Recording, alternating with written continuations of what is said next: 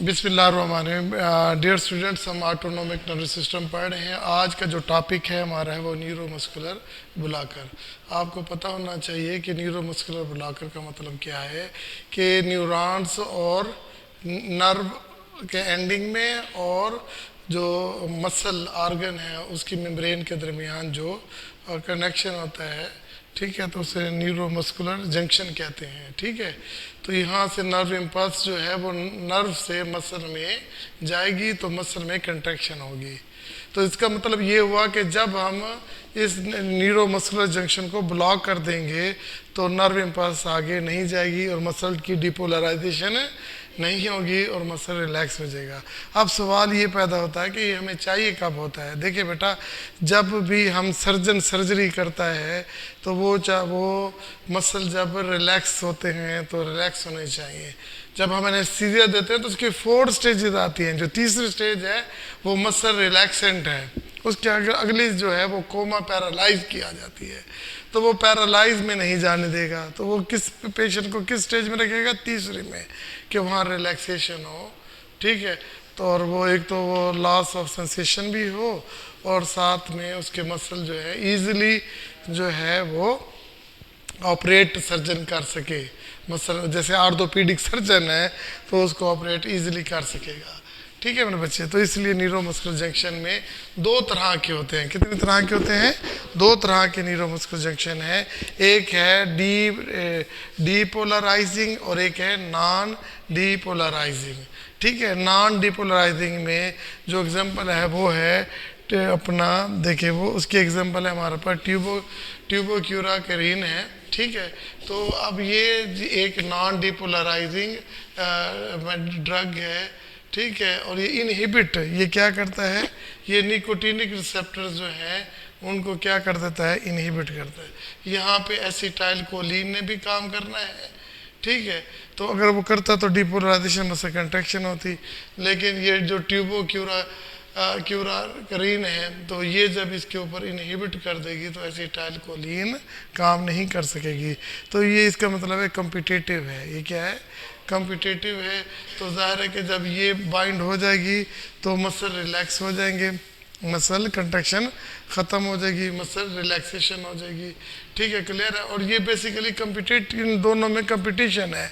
किसके दरमियान? Acetyl choline में और ट्यूबोक्यूराकरीन में। ठीक है, ट्यूबोक्यूराकरीन में जो है ना वो कंपटीशन है, कॉम्पिटिटिव है। तो अब सवाल पैदा होता है कि ये मेडिसिन दी कैसे जाती है, इसके थेराप्यूटिक यूज़ क्या है?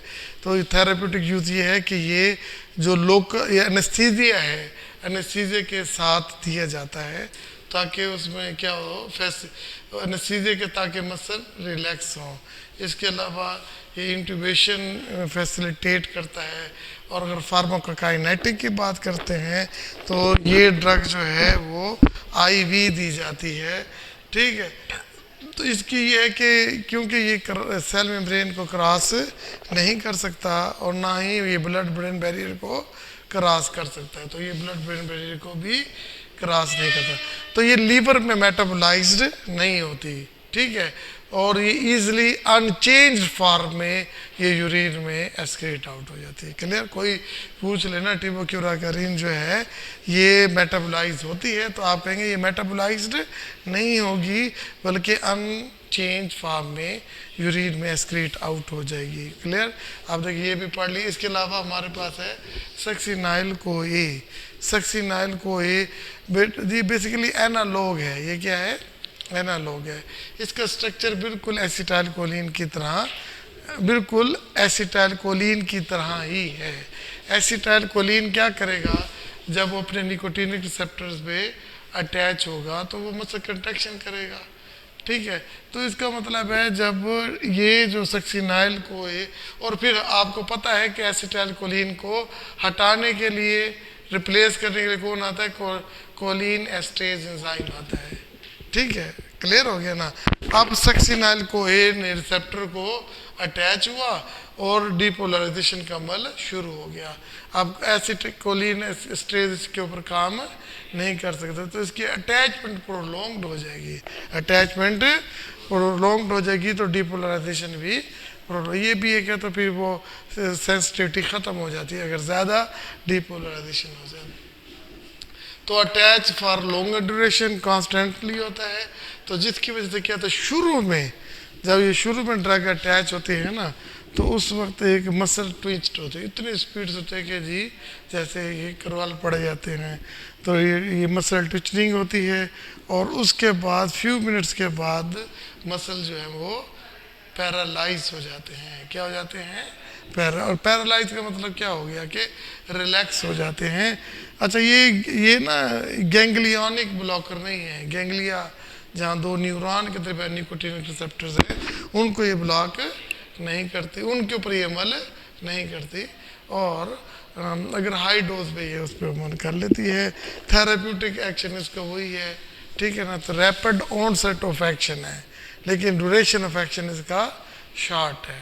ड्यूरेशन ऑफ एक्शन इसका शॉर्ट है, तो इसलिए कंटिन्यूअस देना पड़ती है, और आईवी इन्फ्यूजन के थ्रू दे। देखिए जी, एक दवाई अगर शॉर्ट एक्टिंग है, उसे प्रोलॉन्ग ज़्यादा देर के लिए लेना है, तो आप उसे आईवी के थ्रू कंटिन्यूसली इन्फ्यूजन के थ्रू इंजेक्ट करेंगे। ठीक है, क्लियर हो गया। इसके कुछ साइड इफ़ेक्ट भी हैं, ये आईवी दी जाती है, ठीक है। कार्बोक्सिनाइल कोई आपके पास पेपर में इसके ऊपर अलग से नोट भी आ सकता है। इसके दो ही साइड इफ़ेक्ट हैं, एक है हाइपरथर्मिया कि ब्लड हाइपरथर्मिया, टेम्परेचर स्किन का बढ़ जाएगा, हाइपरथर्मिया, और दूसरा है हाइपोकैलेमिया, यानी कि खून में पोटाशियम का लेवल कम हो जाएगा। तो ये it is all about neuromuscular blocker.